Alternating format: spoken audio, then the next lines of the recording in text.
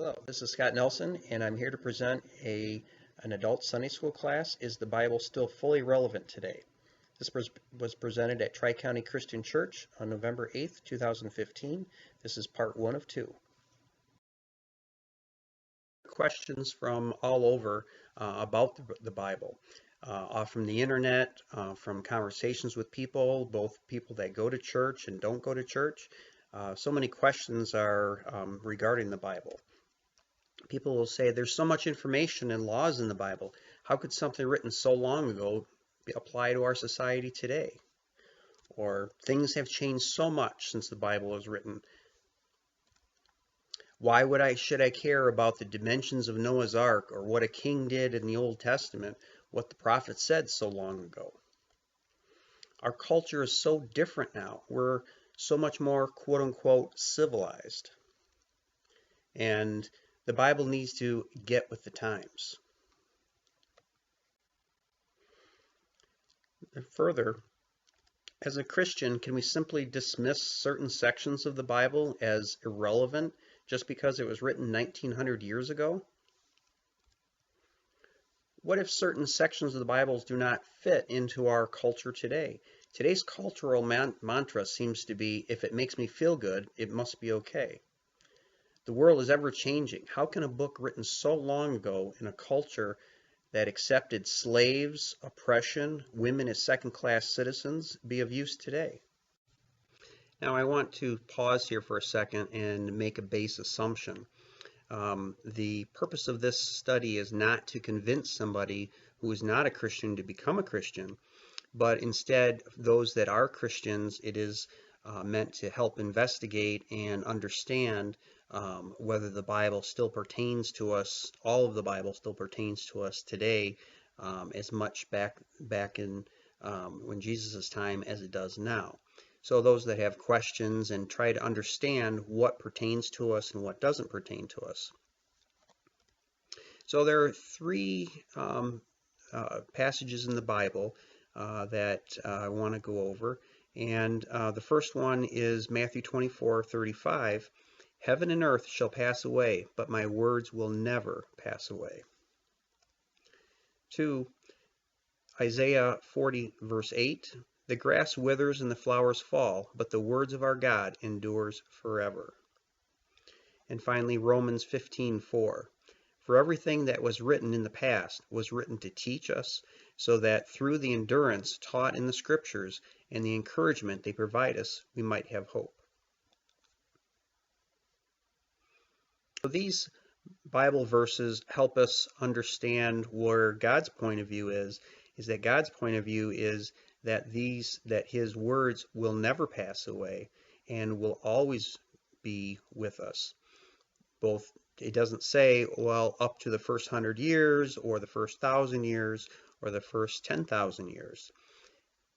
But what we do need to understand is what does pertain to us today and what doesn't. And understanding the Bible and how it was written will help us understand how to do that. Especially with if you're a new Christian who hasn't studied the Bible all their lives, it can be very confusing. And once you understand how to read the Bible and what to take literally and figuratively, it'll help so much more to understand the Bible and make it much more understood of what to take as literal and figurative. So how can a book that's written thousands of years ago still be relevant today? Well, it's only going to be relevant if it's the truth. And the truth is going to be found out whether a book is accurate or not within, I don't know, first 100 years or so. They'll be found out, hey, this is not accurate. As things progress, as we learn more, they're going to find out if it's accurate or not. Now, that doesn't necessarily mean that we interpret things correctly. And that's where we have several issues. And we have different offshoots for different denominations because they put different emphases on certain areas of the Bible versus other denominations put different emphasis on things. But man does not always interpret the Bible correctly, and to be honest, it is difficult sometimes to know whether you take something literally or or figuratively in the Bible, and it doesn't necessarily uh, just it doesn't always you're not always sure which way to take it. So that's where that requires further research. Also, where the Bible speaks on matters of science, it does so with restraint, yet simple, correct terms devoid of absurdities. Now, this is where we could really get off subject and talk about all the different, does science or does the Bible support all the science? And to be honest, there's been many, many times where science has been wrong or it went down a wrong path, and then we make other discoveries. But I don't believe that the science that we know today is necessarily different from what the Bible says. Let's take creation, for example. So the modern theories of creation um, are very much the same as what the Bible talks about. Now, without getting too much into the subject, because this is a little bit of a side subject here, but for instance, let's take the Bible and how it said that we created the world. First, there was the separation of the water from the land, and then there was creation of plants and animals, and then there was life in the sea and the birds, and then later came the animals. That is the same uh, uh, time that is the same way time progressed with the modern theories. Now, I'm not saying the Big Bang is correct. I'm not saying it's not correct either. What the Bible says is the truth, and lo and behold, modern theories are showing that indeed that happened first. Now, the timeline, as far as how long, whether it was one day, whether it was a billion years, you know what? The Bible doesn't say one way or another. It said the first day, second day, third day, but it doesn't say how long those days were by any means. Now, we got to remember, the Genesis was dictated to Moses, and Moses was no scientist, and neither were the people that Genesis was intended to be. The Israelites, they did not understand science anywhere near as much as we do. They probably didn't even fathom a number bigger than 1,000, certainly not a million or billions of years. So this would have, first of all, been way over their heads, and it wasn't pertinent to the discussion either, the exact way that God made something. It just, all that matters was God made it. And that's indeed, I fully believe, is the case. God made the heavens and the earth. How he did it?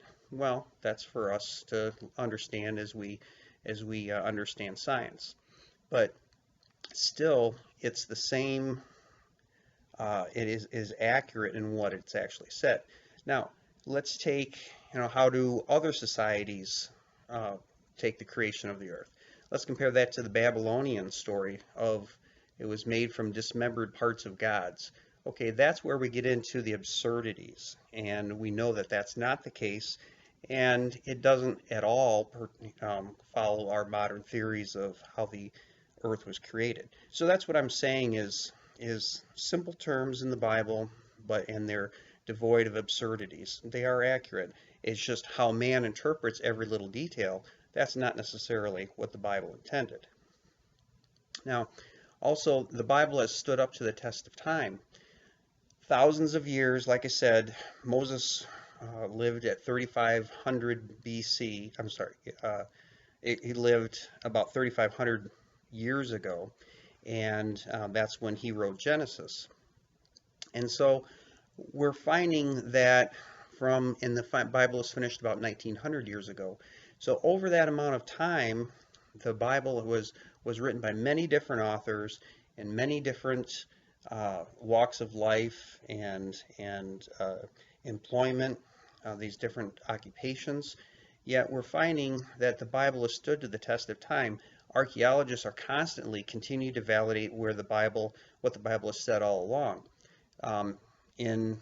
Seems like every time in Israel when they have a new construction, they're finding a new town, a new coin, or something that validates the Bible.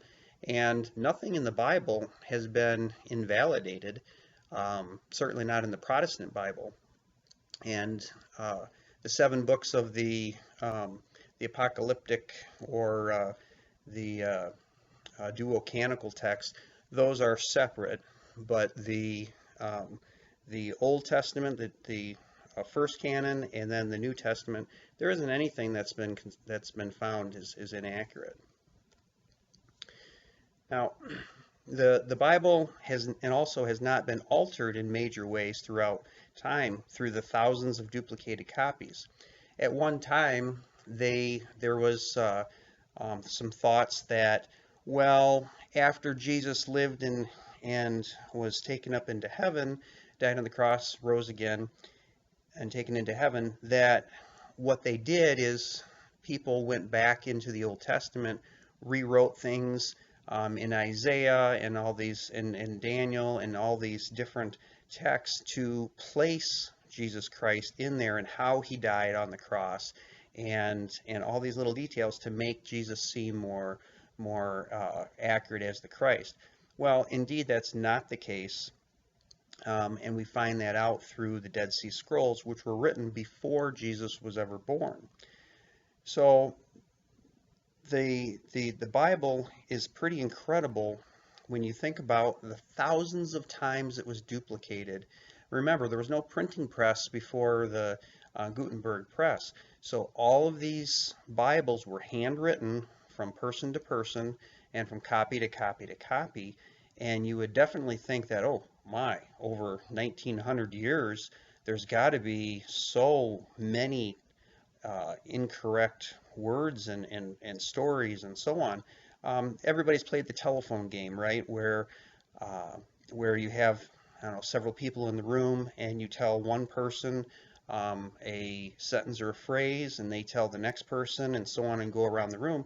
By the time you get around the room, the story is completely changed. Well, that's not the case with the Bible. And we know that's the case because, like I said, the Dead Sea Scrolls were found in 1947, and it was shown how minute the differences were between the current books and those from before Jesus. It's proof that they were not altered after Jesus. Now, the Dead Sea Scrolls only contain the Old Testament because I think the last book was something around, I think it was like 68 BC was where the last text was dated to. So, of course, they don't contain any of the New Testament, but it shows how accurate the Old Testament has been for at least 1900 years or so. Now let's contrast that to, let's say, Shakespeare's works, which were written in the 17th centuries after the printing press was invented. Every one of Shakespeare's 37 plays has shown that there's gaps in the printing where scholars must guess at what was originally written.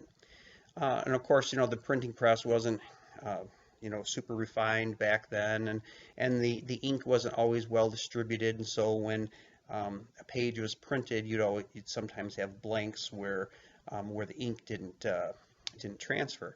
So, but my point is just even Shakespeare's 37 plays, which are relatively fewer words than the current Bible, and the Bible was handwritten for so many years, there's more guessing at Shakespeare's plays than there is the Old and New Testament.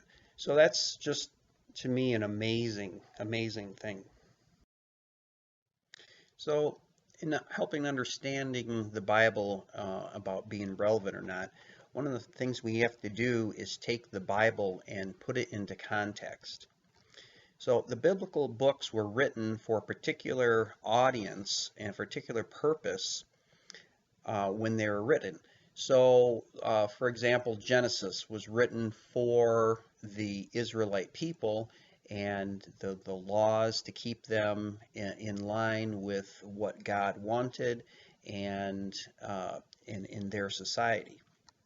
So the culture is very different today versus 2,000 years ago, even when Jesus was on earth. So we don't necessarily understand how things were written, how things were done 2,000 years ago. And for example, some passages need further research into the culture of the time to understand their meaning. remember, if they wrote in a culture we would understand today, this would have been completely foreign and ununderstandable at their time. And remember, like especially the in the Gospels when and the epistles when Paul was writing to a particular audience, he didn't say, "Oh, this is later going to be in a Bible." No, he wrote a letter and it ended up in our Bible. But the letter was specifically addressed to an audience at that time, and they understood the culture of what was happening. Now, just as an example, in the oldest getting the double the inheritance than the of the rest of the children. This was expected and encouraged in the Old Testament. Once the modern reader understands what the inheritance was used for, they'll understand. So what I mean by this is the Old Testament and even in the New Testament was a very patriarchal society. And what that means is that the oldest was responsible for the rest of the family, responsible for taking care of. So if someone lost their land or was in trouble, it was the responsibility of the oldest to go out there and redeem that person, to buy back that land, to help them. If one of the family members was killed, his responsibility to take care of the widow and the children. And this is what the double the inheritance was used for. It was used to help maintain the family. So it was by no means showing favoritism or anything. That's how that society worked. Now, that's not how our society works here in America today, but in many societies, it still is that way in the Middle East. And that is not a biased society by any means. That is what works, and that is what is encouraged because they know the rest of the family knows that they'll be taken care of. Now, not always does it work that way. That's the way it's supposed to work. But once you understand that, then you understand, oh, well, okay, it's not biased. That's the way the culture was back then. And so that's why we need to truly understand the meaning of the message, not necessarily what it actually says, because they are, again, talking in a culture that they understood back then. How often do we have shepherds anymore? I mean, very few people understand what it takes to maintain a sheep, a herd, a flock, how smart sheep are and what they tend to do. But they very much understood back then. And so what we need to do is dig down into and understand the meaning of what they were trying to say. Here's a plug for my favorite DVD series from Ray Vanderlyn, who seeks so that the world may know. He goes in, he has currently it's a 13 volume series of DVDs, and he goes actually into that time frame to understand the culture and what a lot of the background in the Bible means, and so we can understand, oh, when it said this, this is what it really meaned in this culture. And I think it's fascinating, so I highly recommend that video series if you haven't seen that. Again, he's an incredible teacher, and to help us understand what each of these uh, situations and cultural background in the Bible, so we can understand the Bible so much better. So we need a historical perspective in order to understand the present. And this is why the Old Testament is still important to us. The Old Testament is the Old Covenant, which means the Old Testament or the Old Promise. But we need that Old Testament to help us understand the New Testament. So imagine not knowing the history of why we do things today. And these are just some examples that I came up with. They're not necessarily the best, but why it's so important to mop the floors with disinfectants at a hospital. So imagine you're a janitor at the hospital and you're just tasked with cleaning the hospital room, and you're not told why you have to clean it so well. They want it spotless. Well, you might be thinking, well, okay, I just need to come in here and do a little bit of mopping, and if it looks clean, then I'm sure it is, and you don't worry about it.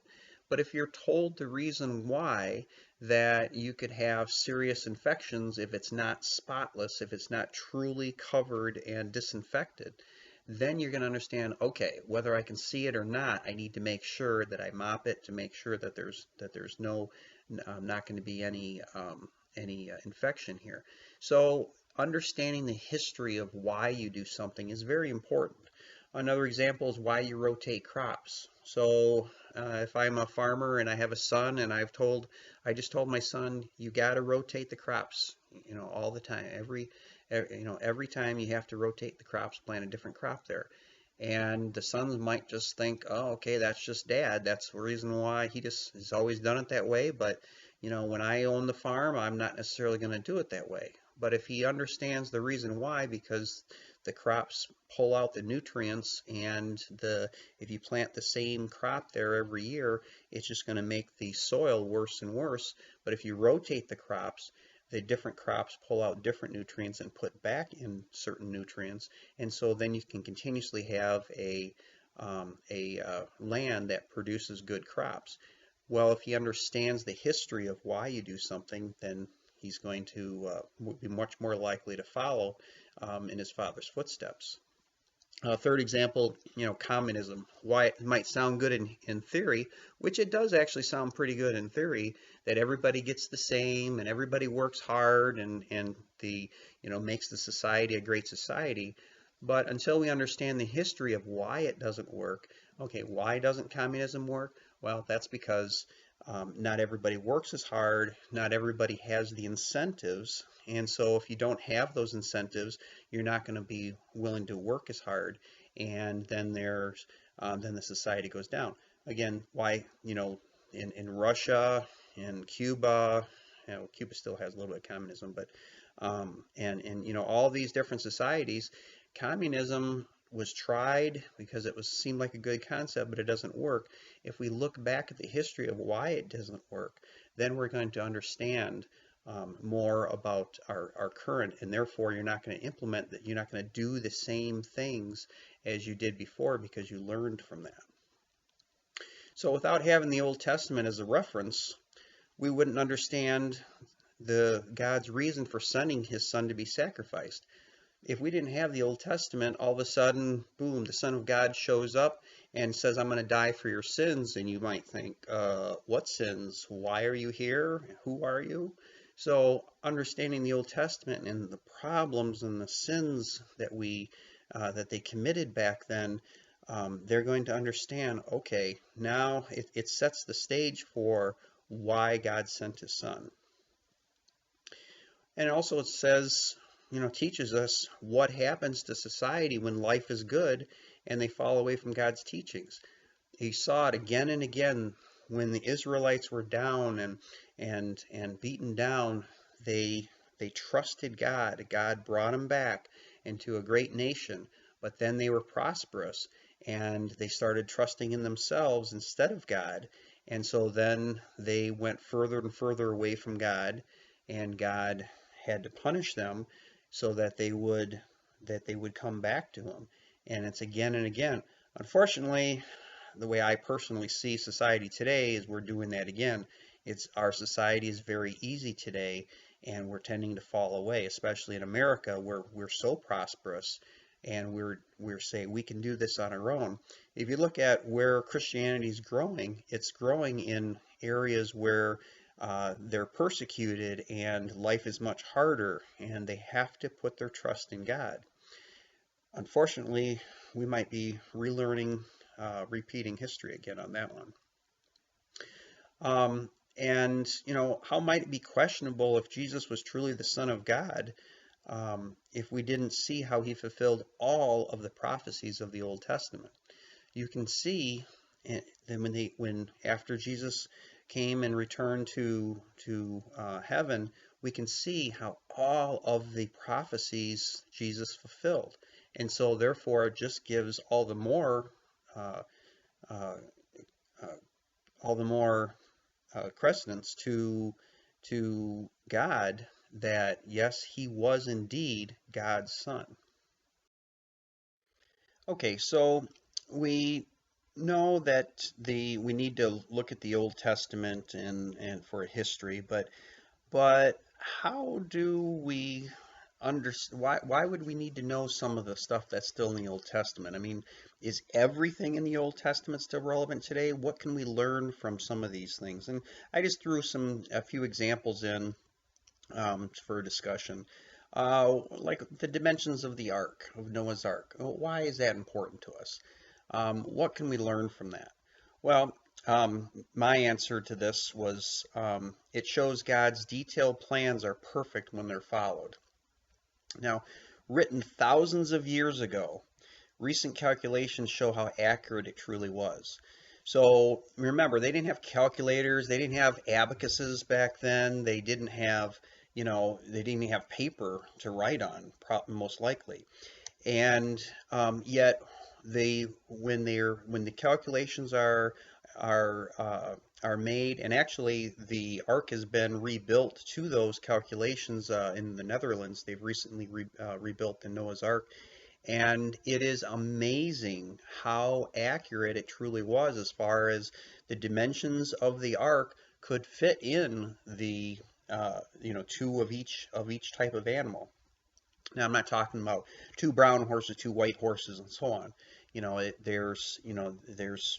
What was actually brought on the ark and what wasn't. Obviously, probably fish didn't need to be, and so on. So, but if you look at the food that was needed and the animals that was probably taken, it is amazing how accurate that is.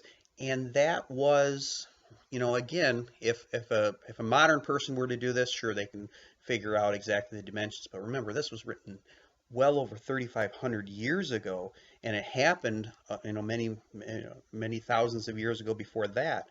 And how accurate it truly is. It is truly amazing, and it adds credit. It adds credentials to the accuracy and the truthfulness of the Old Testament, because again, one more time, it's showing how accurate it is. So what about the laws of the Old Testament? Why are they important? And some of granted, some of the laws might seem very, very odd to us. For example, eating pork. Why couldn't you eat pork? Well, back then, most likely, my thoughts, pork is very likely if you do not cook it right, and has a lot of disease in it. Modern pork does not. But even when my father was young, they had to worry about how the pork was cooked and everything. So could it have been a disease? I don't know. But it also were to keep the Israelites holy and set apart from the pagans and the rituals without morals. The Israelites were supposed to be kept holy, and there was a lot of rituals that went on that were very, very immoral. Uh, Child sacrifices and worship to other gods and the ways they worshipped. These laws were meant to keep them separate. Now, do I understand why all of the laws were stated the way where they were? No, I don't. But again, God wrote these laws to keep the Israelites separate and holy. Oh, what about the dimensions and layout of the tabernacle? Okay, so the tabernacle could be constructed any way God wanted it to be, and so there was no, like whereas on the ark had to contain the animal population. The tabernacle could be constructed any way God chose. So what's the use of going through there? What lesson do we get from understanding the dimensions of the tabernacle? What I said is it's important to follow God's instructions. Now, other people might come up with better answers. Again, reading through, people are going to understand the Old Testament and get different lessons out, and you'll get different lessons from the Old Testament depending upon where you are in life.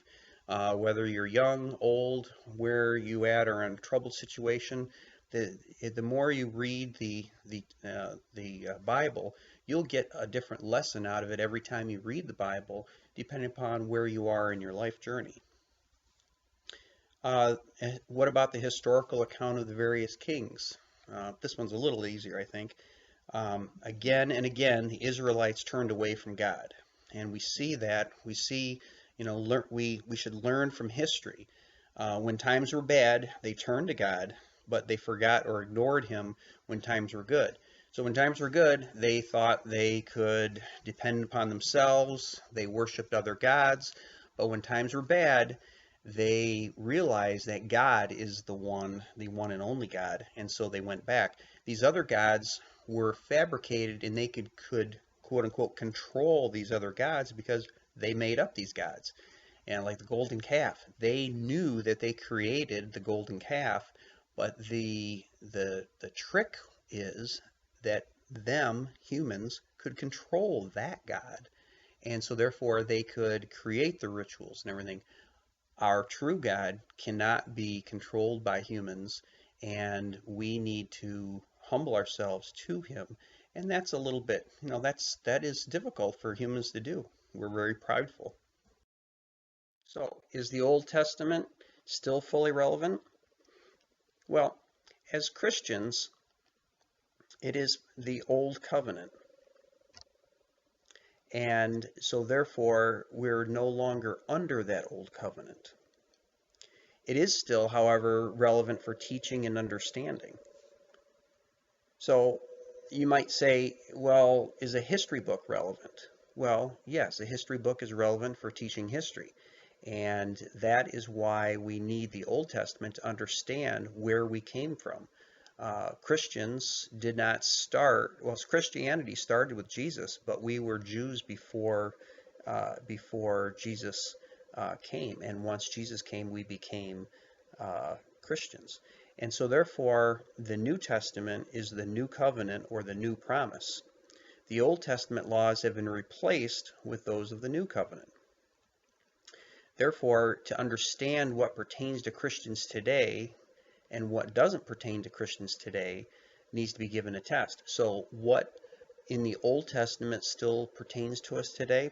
Well, in general, you can ask your question, is the teaching from the Old Testament also mentioned and taught in the New Testament? So therefore, a lot of the laws, eating pork and putting the Passover and so on, many of those, although Passover can still be celebrated today, of course, but some of the laws, if they're not mentioned in the New Testament, generally they've been replaced. Now, we have to be careful, though, because some of the new laws actually goes even further. For instance, like in the epistles, Paul says committing adultery is a sin, of course, but if you lust after someone in your heart, it's the same thing as committing adultery. Now, that wasn't talked about in the Old Testament, but in the New Testament, it goes further. So as far as, getting out of all these laws, no, a lot of these laws are just compressed into one law, which is love your brother as yourself. And therefore, you're not going to commit adultery, you're not going to commit murder, you're not going to steal. And these are the things that we've changed now from rule-oriented to love and loving your neighbor. And therefore, you're not going to be doing these, you're not going to need those laws because you're going to follow Jesus, which was love. God does not change, thankfully. Hebrews 13:8 says, Jesus Christ is the same yesterday, today, and forever. And thank goodness for that. We know that in the Bible, God is the same as from the beginning of time until now. And Jesus Christ, everything He said back then is the same as today. Can you imagine if we had a God that changed throughout time? It'd be like trying to hit a moving target. If an all-knowing being does not know the truth and does not have that knowledge from the beginning, then why would we want to follow them? The God knows what His plans are, and he does not need to change. We need to follow him, and we'll be the better off for it. So we need to understand the Bible. Typically, those who don't understand the Bible are the ones who are most likely to think the Bible's not relevant today.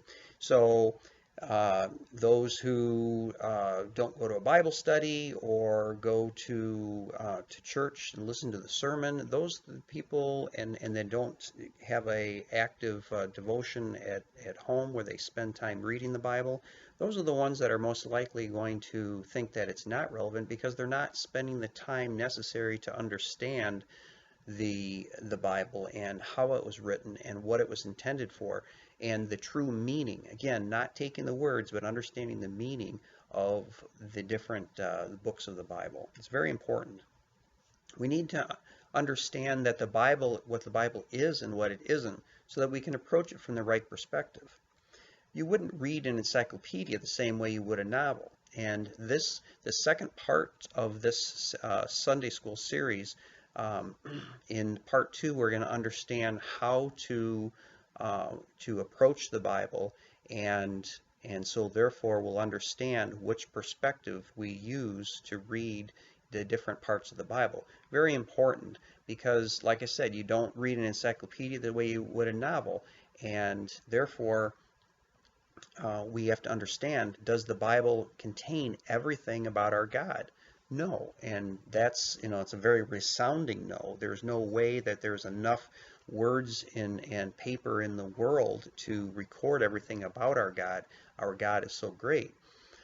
But what it does do is it tells us what we need to know.